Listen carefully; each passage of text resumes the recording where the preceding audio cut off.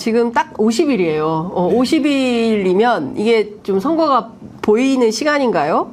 50일에 주목해서 봐야 되는 관전 포인트, 윤희용 센터장 얘기해 주세요. 50일 되면 이제 선거전이 타오르기 시작하는 때이거든요. 네. 그렇게 되면 사실은 주요한 정당 지지율이 별로 떨어지지 않고 오히려 조금씩 이제 상승하는 이제 그런 시기라고 원래는 할 수가 있어요. 왜냐하면 많은 유권자들은 이제 정치적인 의견이 없거나 모른 뭉답친 경우들이 이제 많이 있는데 50일 되면 정보들을 계속 이제 얻게 돼서 그럼 이번 다가온 총선에서 어느 정당을 지지해야지라고 하는 쪽으로 올라가는 부분들이 있거든요. 이제 원래 그런 시기인데 지금 보게 되면 이제 약간 그것과 다른 양상을 보이는 정당도 있어서 매우 좀 특이한 상황이다 이렇게 보이겠습니다. 그러니까 일반적으로 과거에 특히 이제 총선을 봤을 때 이제 세 번은 보통 얘기해요. 이제 2달 전 60일 그리고 이제 한 달 전 그리고 2주 전 여기에서 이제 어떤 여론조사 지지율들이 어떻게 좀 변하느냐 이런 것들을 보는데 이번 선거의 특징이 뭐냐면은 전체적으로 모든 일정이 좀 다 뒤로 늦춰지는 상황이에요. 그러니까 사실은 이제 보통은 60일을 보던 게 지금 이제 50일을 보는 거가 비슷하게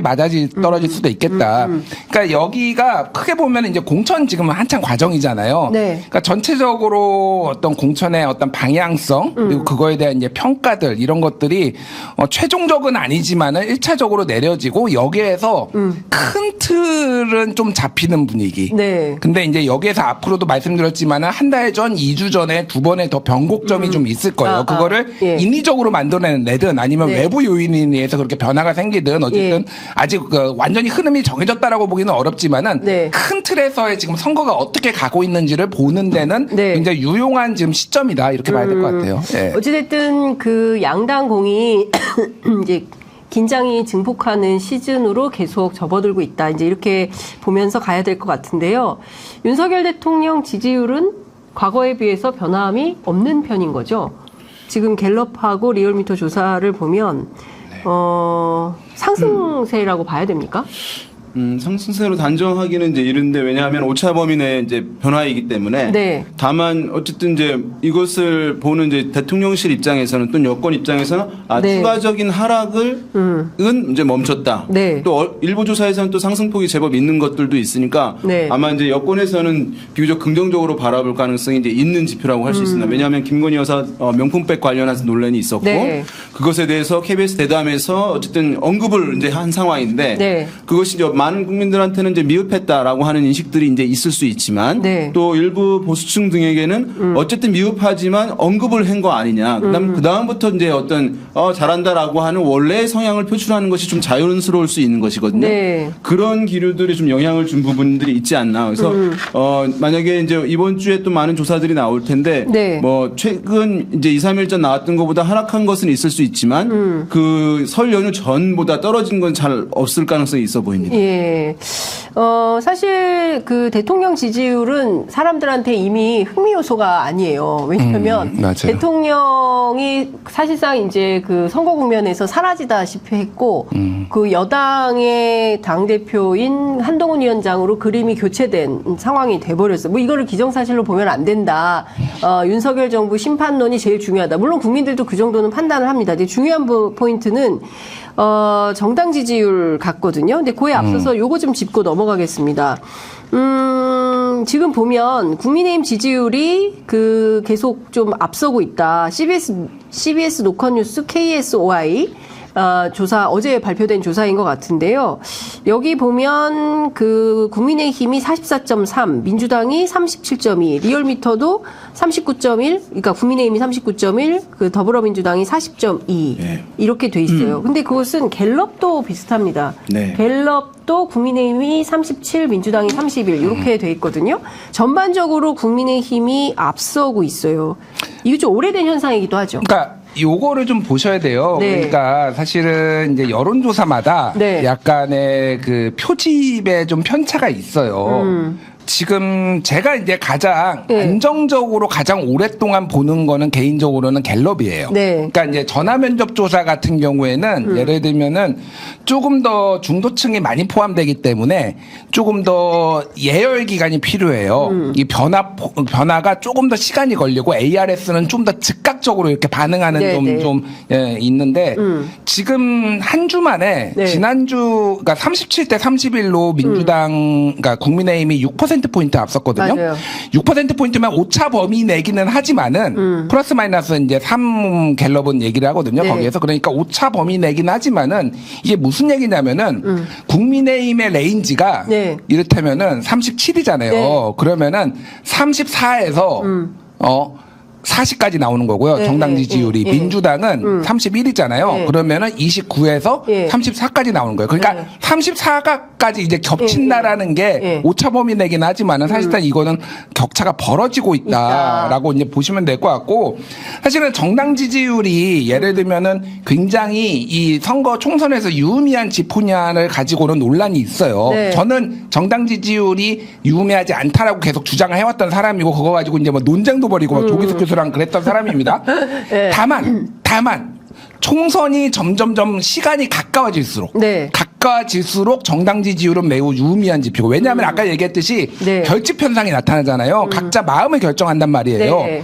자, 지난해 10월 둘째 주에 있었던 그 강서구청장 보궐선거 그때 당시에 갤럽 기준으로 정당 지지율이 34대 34였어요. 하지만은 17.15%포인트 격차가 났잖아요. 그러니까 그때 당시에는 정당 지지율이 크게 의미가 없고 중도층이 각자 결집한 거 말고 중도층이 어떤 마음을 가지고 있느냐 이슈에 어떤 거에 발화가 됐느냐가 중요하다고 본다라면은 지금은 정당 지지율을 무시할 수 없다라는 거는 분명히 말씀드리고 그런 차원에서 보면은 보수가 과표지 됐든 아니든 전체적으로 모든 여론조사가 민주당이 더 높은 것까지 포함을 해가지고 국민의힘이 상승세, 민주당 하락세인 거는 명확합니다. 이거를 부인할 수 없어요. 그러니까 지금 아까 이제 나왔던 그래프 있잖아요. 이제 한국사회여론연구소 조사 결과와 리얼미터 조사 결과 그래프 이제 있었는데요.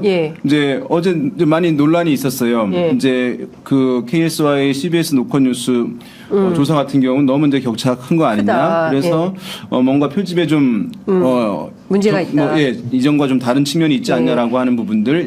왜냐하면 국민의힘이 44.3, 더불어민주당이 37.2여서 그래서 뭐 실제로 이제 보수 응답자들이 좀 우리가 문항을 물어보거든요. 마지막쯤에 당신의 이제 정치적 이념 성향은 어디에 가깝냐라고 물어봐서 스스로 이제 물어보기 때문에 주관적 이념 성향이라고 불러요. 그 문항을. 그래서 나는 내가 생각하기에 스스로 보수다, 스스로 중도다, 나는 이제 진보다 이렇게 한 사람들 이제 수치를 볼 수 있거든요. 그래서 이제 좀 최근에 많은 조사들이 원래 보수 응답이 비율이 높아요. 그렇지만 좀 더 높은 측면이 이제 있었는데 그렇다 하더라도 이제 다른 조사들도 사실은 그 흐름에 있어서는 유사한 흐름들이 있어요. 제가 이제 그래서 최근에 이 약간 변동된 흐름들을 좀 확인해 보기 위해서 선거관리위원회에 들어가시면 중앙선거여론조사심의위원회 사이트가 또 별도로 있거든요. 거기에 이제 정당 지지율을 이렇게 이제 매주마다 묶어서 이제 올려요. 그래서 그것을 제가 이제 이렇게 정리를 해봤어요. 그래서 이제 저거를 그럼 언제부터 언제까지? 10월부터 지금 이제 한 어제까지 볼 수 있는 것까지 한 거예요. 모든 작년 조사를. 2023년 10월 30일부터 24년 2월 15일. 그렇죠. 보시면은 자동응답 전화조사예요. 이거는. 그 뒤에는 이제 전화면접조사 구분을 해서 이제 했는데요. 지금 보면 쭉 거의 뭐 빨간색은 국민의힘의 정당 지지율이니까 추이로 봐서는 변동이 크지 않고 또 이제 파란색이 되게 위에 있는 게 많으니까 민주당의 정당 지지율이 높았다는 것을 볼 수 있는데 맨 오른쪽에 보시면 이게 설 직전과 직후 조사들이에요. 그러네요. 그런데 거기서는 빨간색이 좀 위에 있고 민주당이 좀 아래에 있는 흐름들이 이제 확인이 되고 그게 한 4-5개, 대여섯 개 정도 조사가 있거든요. 또 하나 전화면접 조사 그래프가 하나 더 있죠. 한번 바꿔주실래요? 전화면접 조사 그래프 또 하나 그래프가 있을 텐데요. 이것은 자동응답 전화조사고 또 예. 하나는 전화응답 조사. 조사가 이제 그래프가 이제 하나 더 있는데 이제 나오면 한번 볼 텐데요. 그것도 사실은 이제 비슷한 결과입니다. 그러니까 자동응답이나 전화면접이나 두 개 다 추세는 비슷하다. 추세 최근에 어쨌든 이제 국민의힘이 더불어민주당과 비슷해지거나 오히려 좀 높은 흐름들이 있어서 이게 딱 이제 한두 개 조사가 이렇게 있는 경우에는 단언해서 얘기할 수가 없는 부분이 있는데요. 이렇게 이제 4개, 5개 정도의 조사들이 이렇게 일관된 흐름을 보이게 되면 이런 이제 분위기가 반영되고 있는 것이다라고 볼 수 있거든요. 그런 면에서 어쨌든 약간 지금의 총선을 앞둔 상황에서 양당에 대한 이제 인식에서 일정 부분 좀 유동성이 있는 그런 상황이라고 하는 것을 이제 좀 지표에서 확인할 수 있을 것 같습니다. 지금 윤희용 센터장이 분석을 직접 하신 거예요. 직접 해서 봤더니 이거는 이제 다른 데서 들을 수 없는 얘기인데 직접 그 분석해서 봤더니 실제로 국민의힘은 처지고 국민의힘이 상승세고 민주당이 처지는 여론조사가 확인이 된 거다. 이거 민주당 큰일 난 거 아닙니까? 이게 조사를 잘 하시는 분들은 뭐라고 하실 수 있어요. 왜냐하면 이 추이 비교는 이제 같은 조사 기관이 같은 회사에서 한 걸 가지고 비교해야 된다라고 이제 하시는 게 모범 답안이거든요. 그래서 이제 왜냐하면 여러 조사기관들이 섞여 있는 것이니까 이제 그런 부분에서 이제 뭐 위배되는 부분들이 있습니다만은 지금 이제 전화면접 조사 나오잖아요. 이건 전화면접 방식은 똑같은 걸 구분한 거예요. 그래도 제가 그래서 봤더니만 쭉 이것도 이제 자동응답 전화조사 결과랑 비슷한 흐름들을 보이는데 최근에는 그 격차가 좁아지거나 국민의힘이 높은 전화면접 조사. 그러니까 전화면접 조사와 그러면 자동응답 전화조사 결과에 무슨 차이가 있냐? 전화면접 조사에서는 중도층이나 뭐 정치에 이제 관심도 떨어지는 분들도 좀 표집이 잘 된다고 볼 수 있거든요. 그러니까 중도층이라든가 무당층까지 포함이 제대로 된 조사에서 또 이제 이런 현상들이 나타나고 있으니까 뭐 어떻게 본다면 민주당 입장에서는 국민의힘의 정당 지지율이 그렇게 많이 오른 건 아니네. 다만 민주당의 정당 지지율이 떨어진 것이니까 정비를 다시 해서 하면 뭐 다시 복원할 수 있겠지라고 하는 또 긍정적인 생각을 할 수도 있을 텐데 어쨌든 이런 것들은 캠페인에 영향을 받는 것이거든요. 캠페인에. 그래서 뭐 어떤 입장에서는 정치적 성향은 유권자들은 고정돼 있으니까 이런 거 다 상관없고 나중에는 다 사실은 복원이 될 것이다라고 하는 이제 낙관주의자들이 있어요. 그런데 저는 이제 거기에 동의하진 않아요. 왜냐하면 그렇다고 하면 선거 캠페인이 필요 없는 거죠. 그렇죠. 그래서 그러면은 이제 어떤 정도로 변화되느냐? 그러면은 정확한 비율을 얘기할 수는 없지만 모든 선거에서 고정적으로 의견을 갖고 계신 분들이 있지만 선거 결과를 충분히 뒤집을 만큼의 충분한 유동층들이 존재한다라고 보는 게 맞아요. 그렇죠. 그래야지 최근에 선거들이 이쪽에 갔다 저쪽에 갔다 하는 것들이 있는 것이니까. 맞습니다. 그래서 중도층, 중도층 그거 허상 아니야라고 하시는 분들이 있지만 허상 아니고 실질적으로 선거 결과를 뒤바꿔요. 아니 그렇잖아요. 왜냐하면 강서구청장 보궐선거만 하더라도 거기가 스윙보터 지역이에요. 민주당이 2020년 총선에서는 세 지역구 공이 민주당에게 표를 몰아줬어요. 그렇지만 서울시장 선거에서 송영길 후보가 나왔을 때 다 졌어요. 모르게. 그리고 윤석열 후보하고 이재명 대표만 하더라도 동마다 조금 편차가 있지만 전반적으로 윤석열 후보가 우세했다. 그러면 여기가 민주당 텃밭이냐 국민의힘 텃밭이냐 비교할 수 없다. 이것은 스윙부터 지역이다. 이런 데가 수도권에 너무 많은데 민주당 입장에서 보면 캠페인 전략을 이대로 그냥 간다. 그러면 이게 굳어지는 거기 때문에 민주당 상당한 위기 상황에 왔다. 아니 근데 제가 요거 좀 여쭤볼게요. 아까 달콩이님께서 근데 여론조사 꽃은 왜 이렇게 높게 나와요? 그러니까 제가 말씀드리는 거는 개별 여론조사에 하나하나를 가지고 일희일비하실 필요가 없다라는 거예요. 뭐 여론조사 꽃이 어떤 거는 굉장히 뭐 이렇게 미디어 토마토 이런 것도 민주당 많이 나와요. 맞아요. 그러니까 대표적으로 이제 민주당이 제일 안 나오는 게 MBS 전국 지표조사 같은 경우에는 그거 뭐 보수 과표집이네 아니네 이런 얘기 있지만은 추세를 보면 된다라는 거예요. 지금 아까 전에 우리 윤희용 센터장께서 지금 저거 가져오신 거가 저게 그러니까 일종의 메타 분석이에요. 메타 분석. 저거가 어떻게 했냐면은 MBC가 지난 대선 때 각종 여론조사 다 합쳐가지고 그래가지고 추세선을 만들어가지고 그때 서울대 정치학과 교수하고 같이 했었거든요. 굉장히 높은 정확도를 올렸습니다. 왜 그러냐면 메타 분석의 특징이 뭐냐면은 개별 그런 것들은 여론조사는 다 뭐 과표집도 보수 과표집, 진보 과표집 뭐 다 있잖아요. 이거를 대체적으로 이 샘플을 이 정도로 다 합쳐가지고 하면은 샘플이 엄청 커지잖아요. 그렇죠. 그러면은 그게 오차 범위가 굉장히 줄어드는 경향성이 있어요. 메타 분석의 장점이 어쨌든 개별 여론조사보다 오히려 추세선을 보는 데는 굉장히 정확하다라는 거고, 지금 보시면 알겠지만 민주당의 하락세는 개별 여론조사 꽃에서 무슨 얘기가 나왔는지 그게 중요한 게 아니라 하락세는 명확해요. 명확하다라는 겁니다. 그리고 제가 그 준비했던 거 요청드렸던 거 하나 있거든요. 그 갤럽 거 한번만 보여주세요. 예. 그 띄워주시면 됩니다. 그러니까 4월에는 국회의원 선거가 있는데 이거 보통 요거 선거 결과 기대. 그거부터 띄워주세요. 4월에는 질문이 있어요. 4월에는 국회의원 선거가 있는데요. 귀하는 이번 선거에 대해 요겁니다. 요거예요. 자, 보시면 알겠지만은 이거를 이제 전통적으로는 그동안은 여당 다수 당선, 야당 다수 당선만 물어봤는데 제3지대까지 넣어가지고 지금은 물어보고 있어요. 자, 보시면 알겠지만은 지금 2월 셋째 주 진한색이 보면은 국힘이 여당 다수 당선이 36, 그리고 민주당이 31, 그리고 제3지대가 18인데 1월 넷째 주에 보면은 국힘이 33이었어요. 3%포인트가 올랐고요. 민주당은 33에서 31로 2%포인트 빠졌고요. 제3지대는 6%포인트가 빠졌습니다. 그러니까 지금 제3지대는 더 많이 빠질 거예요. 앞으로 이제 지금 이낙연, 이준석 양쪽이 이제 쪼개지기 때문에 아예 더 이제 기대감이 확 사라질 거고. 11시 기자회견 예정돼 있습니다. 예정돼 있고, 그건 결별하는 건 이미 이제 확인이 됐고요. 자, 지금 이 트렌드를 본다라면은 이게 지금 아주 제3지대 변수가 있기는 하지만은 민주당의 하락세가 굉장히 완연하다. 그러니까 정당 지지율보다 오히려 이게 좀 강력한 지표거든요. 그러니까 이거는 왜냐면은 내가 투표를 하는 거를 상정을 하고 사람들이 응답을 하는 거예요. 그러니까 여기에서 굉장히 지금 민주당이 좀 안 좋은, 그러니까 소위 말해 정당 지지율이 변하더라도 정권 심판론이 안 변하는 구간이 있었어요. 한 2주 전까지는. 근데 지금 이제 이것까지 변하고 있다. 여당 지원론, 야당 지원론 요게. 그 다음 거 보여주세요. 같은 갤럽 조사인데 그 다음 페이지 보면은 이제 주요 정당별 총선 지지 의향 여부가 있어요.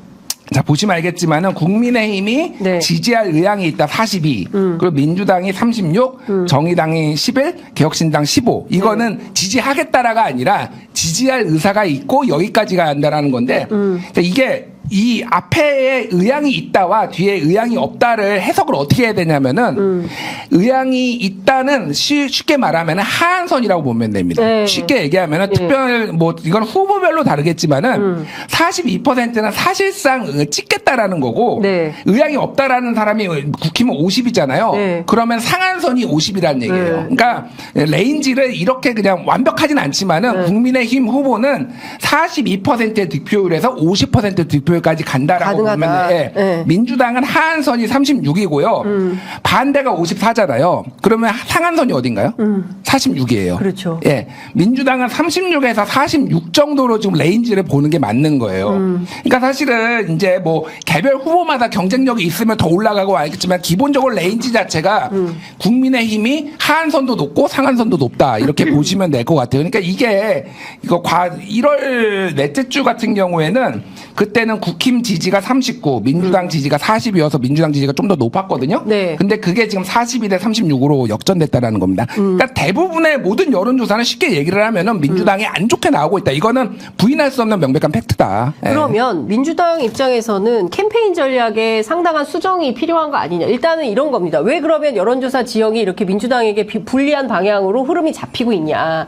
이제 여기서부터 출발을 해야 될 것 같은데, 최근의 공천 상황을 보면 국민의힘은 굉장히 그 파열음이 적어요. 그리고 예상 의회에 그러니까 이른바 윤심 공천할 거다. 그 다음에 이제 이른바 비윤계들 다 쳐낼 거다. 그 자리에 검핵관, 용핵관들이 다 차지할 거다. 이랬는데 실제로 현역들은 상당히 뭐 경선을 붙여주거나 아니면은 일종의 돌려막기로 해서 다른 지역으로 보내거나 이런 방식으로 해서 조율하고 있고, 물론 안 된 지역들이 있습니다. 특히 이제 TK가 아주 큰 폭탄이 남아 있고 TK에서 어떤 결과가 나올지 따라서 확 뒤집어질 수도 있는 상황이긴 합니다만, 현재까지는 한동훈 위원장이 이렇게 하고 있다. 반대로 민주당은 오늘 보면 박용진 의원이 10% 하위 10%에 포함이 돼서 재심 신청하겠다는 긴급 기자회견을 했어요. 그리고 어제는 그 김영주 국회 부의장입니다. 사선의 영등포 을인데 탈당 선언을 했어요. 그리고 그에 앞서서 뭐 그 소위 얘기하는 비선 모임을 통해서 여론조사가 돌아가고 있다. 비명계들이 그 대상이 아니냐라는 비판이 나오고 있습니다. 임종석 비서실장 문제 아직도 해결을 못했습니다. 자, 이런 것들이 다 여론조사에 반영됐다고 봐야 됩니까? 네, 이제 정당이라든가 주요한 플레이어들이 어떤 말을 하고 이제 그것이 기사화되어서 보도되어서 대중들에게 전달되고 하는 것이 대중들의 인식에 영향을 받습니다. 그러니까 물론 나는 이제 철두철미해서 이제 고정적이어서 영향 안 받는 분도 있지만 영향 받는 분들 충분히 이제 있는 것이거든요. 네. 지난 한 달 정도 그것이 상당히 영향을 주었다고 할 수 있겠고 선거 캠페인 관점에서 봤을 때 사실 지난 한 달 동안은 여당과 한동훈 비대위원장의 메시지만 대중에게 전달됐고 일관되고 반복적으로. 네. 하지만 민주당의 뭐 이렇다 할 대중에게 전달된 메시지는 네. 사실상 없었다고 볼 수가 있는 상황이고 네. 그러다 보니까 네. 영향을 이제 대중이 받은 거고요. 이 정당 지지라고 하는 것은 네, 어느 정당 지지하십니까라고 해서 그럼 나는 어느 정당 지지합니다라고 얘기를 하는 거예요. 그건 뭐냐 하면 그 정당을 지지한다고 얘기하는 것이 네. 그냥 편해야 돼요, 마음이. 불편하면은 그 얘기를 주저하게 되는 것입니다. 예. 그래서 이제 실제로 보수 정당을 지지하는 게 상당히 어쨌든 이제 제약이 됐던 분들이 많이 있었을 텐데 네. 예. 왜냐하면 뭐 현 정부가 일을 잘 못하거나 네. 뭐 이렇게 생각하시는 분들이 있었기 네. 때문에 예. 그렇지만 이제 한동훈 비대위원장 와서 그 지지 표출이 좀 수월해지는 것을 만들고 있다는 거고 예. 또 이제 반대로 더불어민주당 같은 경우는 내가 민주당을 지지해라고 하는 것이 수월하지 않은 상황이라고 하는 거니까 어떤 것들을 판단하에서 이제 이 작용이 일어나는 것이겠죠. 네. 만약에 이제 또 한 가지 물갈이라고 하는 것이 가지고 뭐 공천을 한다. 네. 근데 이제 잡음이 나냐 잡음이 나지 않냐 이제 이 문제들이 있어요. 근데 어떤 잡음은 긍정적인 영향을 줘요. 네. 어떤 잡음은 부정적인 영향을 줘요. 예. 일반적으로 예. 이제 과거를 보게 되면 이렇게 되는 거죠. 공천이 이루어지는데 네. 그것이 주류의 희생이다. 또는 권력의 희생이다. 네. 그러니까 여당 같은 경우에 용산 출신들을 배려하지 않는다. 네. 좀 희생시킨다. 네. 라고 하는 흐름들. 그 주류와 어떤 권력 네. 또는 어떤 실권자에 가까운 사람들을 희생시키는 공천으로 가면서 잡음이 있다. 네. 긍정적이죠. 그런데 그것이 어떤 소외되어 있는 어떤 세력 네. 또는 정적이나 경쟁자라고 불릴 수 있는 어떤 사람들을 물갈이한 것이다라고 하면 그 효과는 사실은 네. 물갈이의 효과가 충분하게 대중들에게 긍정적으로 전달되지 않는 거죠. 그래서 사실 이게 아마도 이제 어떤 쪽에서는 네. 물갈이 이렇게 많이 하는데 이제 이것도 이제 변화 아니냐라고 할 수도 있을 텐데 네. 그 특성이 있어요. 이것은 이제 과거 총선들을 보면 있는 것이니까 네. 지금 보면은 그러니까 민주당 입장에서도 물갈이를 상당히 많이 하고 불출마도 많이 했으니까 네. 그렇게 이제 얘기할 수는 있을 텐데 대중에게 전달되는 것은 네. 이제 그렇게 전달되지 않고 있으니까 아마도 그 효과가 지표에는 이제 반영이 안 된다 이렇게 분석을 해볼 수 있을 것 같아요. 이거 캠페인 어떻게 해야 됩니까? 아니, 그러니까 진행자께서 캠페인에 대해서 평가를 뭐 물어보셨는데 네. 수정해야 되냐? 네. 캠페인이 있었나요? 지금 말씀하셨다시피 캠페인 자체가 없었어요. 민주당을 말씀드리면 국민의힘은 있었어요? 국민의힘은 그러니까 이 선거 캠페인 그러니까 이런 거죠. 예를 들면은. 제가 굉장히 한동훈 비대위원장에 대해서 포퓰리즘이라고 비판을 했어요. 무슨 얘기냐면 국회의원 수 50명 감소해야 네. 된다. 뭐 이런 것들이 있잖아요. 뭐 예를 들면은 뭐 다 이제 포기해야 된다. 갑자기 특권 아니 네, 뭐 내려놓기 뭐 등등등 해가지고 근데 그거에 대해서 반응하시는 분들도 있어요. 어쨌든 의원 정수 축소 이런 의원 정수 축소 저는 그게 말이 안 되고 늘려야 된다라고 얘기를 하고 뭐 그렇게 하지만 어쨌든 그거에 대해서 반응하는 분들이 있는데 민주당은 그거에 대해서 한동훈은 틀렸다 얘기만 하지 우리들이 뭘 하겠다라는 거가 한 번도 안 나왔어요. 예를 들면. 그러니까 캠페인이라는 것 자체가 아예 민주당은 전무했다. 딱 정권 심판론 원툴이었고 김건희 디올백 투툴이었네. 투툴.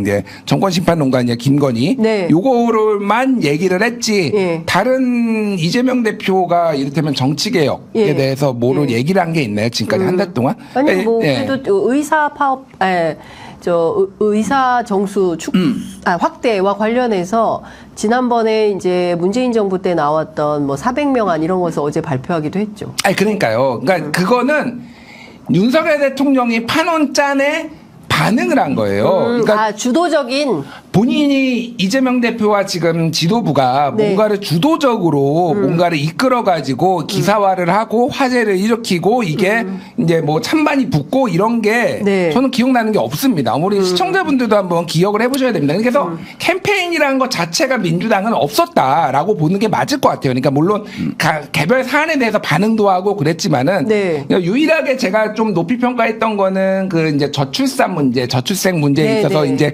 뭐 집을 이제 뭐 이렇게 줄 수도 있다.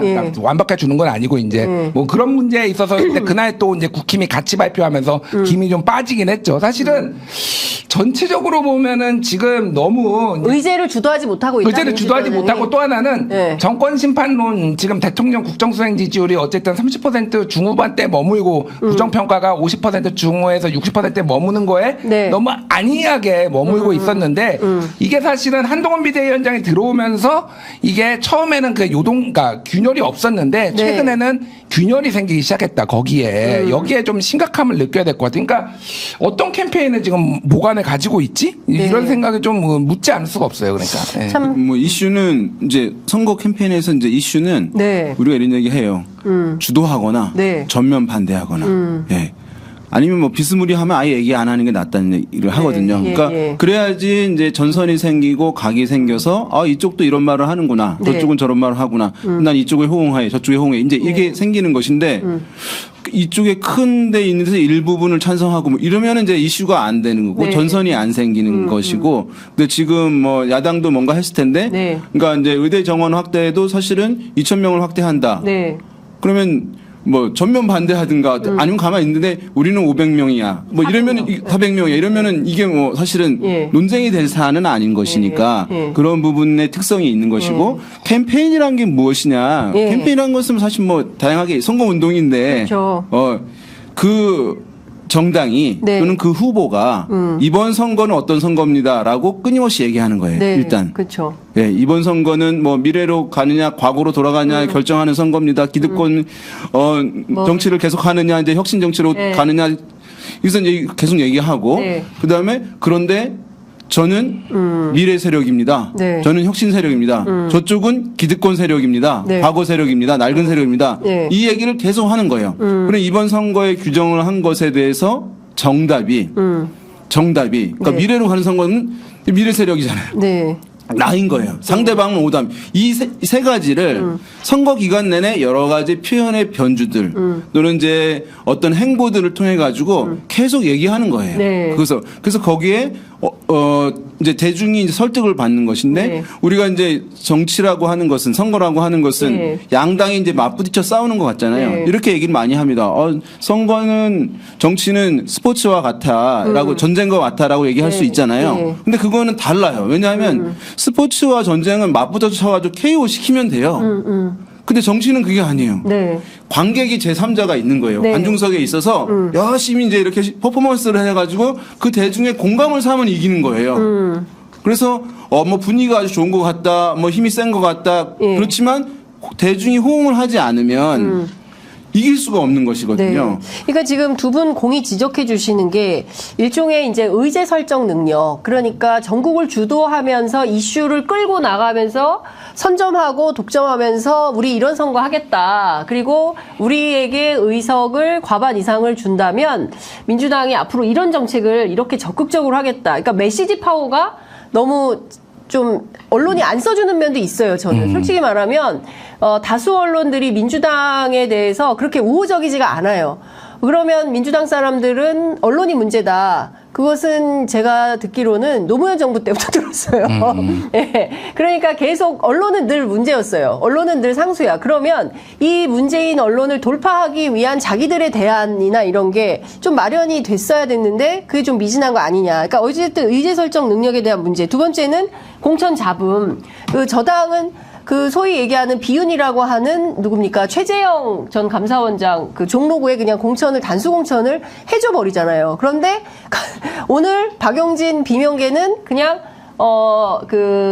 이렇게 되면 경선에서 상당히 불리해지는 거 아닙니까? 이러니까 이제 경선 신청하겠다 이런 거고. 그러니까 전반적으로 보면 대안의 솔루션을 못 갖고 있다. 그러니까 일단은 전 기울어진 운동장론에 대해서 제 의견을 말씀을 드리면은 네. 그게 노무현 때는 어느 정도 이제 일리가 있었는데 지금은 장윤선의 취재 편의점도 있고 아니 얼마나 많은 미약하더라도 너무 힘이 없어요. 그러니까 굉장히 많은 생각보다 그러니까 네. 이런 겁니다. 그러면은 그러니까 기울어진 운동장이니까 보수 매체들이 저렇게 떠들면은 네. 저 사람들은 다 이를테면 저거를 보고 네. 저렇게 판단을 할 것이다라고 하는데 우리는 깨어있는 시민이야. 네. 나만 깨어있어. 쟤들은 다 우매해. 이것만큼 오만한 얘기가 어딨나요? 제가 보기에는 굉장히 오만한 관점이에요. 그거는 저들도 판단을 합니다. 저들도 판단을 하고 그러니까 놀이터 저널리즘 연구소에서 매년 디지털 뉴스 리포트라는 걸 내요. 네. 2023년, 그러니까 작년에 냈던 리포트를 보면은 네. 유튜브로 뉴스를 본다. 정치 시사 포함해서 뉴스를 본다라가 우리나라가 전 세계 1등이에요. 52%. 근데 전 세계 평균이 얼마인 줄 아십니까? 30%예요. 무려 20%포인트나 높아요. 대한민국이. 그 정도로 유튜브를 통해서 많은 정보를 물론 여기에서 물론 기존에 뭐 MBC가 하는 유튜브도 있었고 이렇게 독립적인 장윤선의 취재 편의점도 있겠지만은 우리가 정보를 취득할 만한 루트는 정말 많고 각자 독립적으로 다 판단을 합니다. 이거는 기울어진 운동장론에 지금 계속 얘기를 민주당이 하는 거는 네. 그거는 선거 안 하겠다는 거. 그거를 이겨낸 노무현 그 진짜 어려울 때 이겨냈던 노무현도 있는데 그거를 지금 얘기하는 거는 말이 안 된다고 보고 네. 일단은 저는 이제 아까 방금 얘기했던 공천 문제 하나하고 이제 전략 문제인데 일반적으로는 공천이 이렇게 파동이 있어요. 근데 어떻게 수습이 된 다음에 네. 그 다음에 이제 캠페인 국면으로 들어가잖아요. 네. 공천이 이게 수습이 될까 지금 민주당이? 첫 번째 네. 공천이 지금 수습이 안 될 것 같아요. 제가 보기에는 수습이 안 된다. 안 돼. 그럼 어떻게 돼요? 수습해야지. 아니, 그건 이재명하고 저기 네. 박찬대 최고위원한테 한번 물어보니까 정성호 저기 좌장한테. 네. 그러니까 아까 방금 말씀하셨다시피 전 뭐 박용진에 대한 호불호가 있을 수 있어요. 근데 정말로 박용진이 하위 10%일까? 박용진이 국정감사에서 활약하고 의정활동 법안 발의하고 그동안 언론 인터뷰 나가서 뭐 이재명을 비판했을지언정 당을 위해서 뭐 이런 여러 가지 뭐 활동도 하고 그동안 했을 때 하위 10%라는 거는 친명도도 안 믿을 겁니다. 솔직히. 이게 그러니까 한번 불공정하다라는 인식이 딱 이렇게 들어버리면은 백약이 무효예요. 그러면 이게 세게 갈라집니다. 그래서 지금까지 우리나라 보수 정당이든 민주당이든 공천 파동이 세게 나면은요. 네. 이게 뭐 무슨 캠페인이고 이거고 백약이 무효예요. 백약이 무효다. 백약이 무효인 상황으로 지금 가기 직전에 있다 민주당이 지금. 그거 승복하겠나요 사람들이 이거를 지금 박용진이 10%라는 거? 네. 뭐 부정적으로 저는 영향을 줄 수 있다고 생각되고 왜냐하면 이제 실제로 물론 이제 그 평가가 그렇게 나왔다 그리고 이제 아마 평가하는 것 중에는 이제 당의 뭐 기여도라든가 뭐 이제 이런 것들 이제 당의 충성도 기여도 이런 것들이 이제 점수가 제법 있을 거고 그러고서 했을 텐데 뭐 가장 중요한 정치권의 얘기일 텐데 이 팩트는 중요한 것이 아니라 대중의 인식이 중요한 것이잖아요. 그렇죠. 대중이 이제 그렇게 생각하면 없는 사실도 정치적 영역에서는 정치적 진실이 되는 것이거든요. 정치적 사실이 되는 것이거든요. 그러면 그것이 이제 대중의 판단에 영향을 주는 것이니까. 그래서 지금 보면은 선거에서 이제 여야가 뒤바뀐 상황이에요. 네, 여야가. 예, 왜냐하면 여당이 좀 느리고 평가받고, 그래서 어떻게 해야 될지 우왕좌왕하고 하는 거고 야당은 기민하게 권투로 하면 정말 주위를 돌면서 잽을 계속 날릴 수 있고 이번엔 여기를 해볼까 저기를 해볼까 이렇게 할 수 있는 게 동해 번쩍 서해 번쩍 원래 이제 모습인 거예요. 왜냐면 야당이 도전자니까. 근데 지금은 사실은 보게 되면 여당이 도전자 같아요. 여당이 계속 야당을 공격하고 아주 기민하게 이제 움직이고 있고 야당은 대응이 공세가 있으면 대응을 해야 되는데 대응도 잘 이제 대중에게 전달은 안 돼요. 할 수 있을 텐데 대중에게 전달이 안 되는 부분이니까 그런 부분이어서 근데 선거에서 평가를 받는 입장은 굉장히 힘들거든요. 우리가 선거에서 이제 보면 지역에서도 아, 이 사람을 찍을까 저 사람을 찍을까 A냐 B냐 이렇게 하면 둘 다 해볼 만한 거예요. 그런데 이 현역한테 어려운 거 뭐냐면 이 사람을 한 번 더 시키냐 마냐.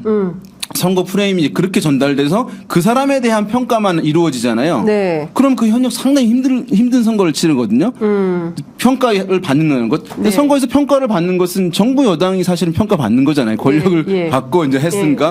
근데 지금은 오히려 이제 많은 국면에서 봤을 때 선거 전개가 야당이 주로 평가를 받는 상황. 여당이 창을 갖고 공격하는 양상.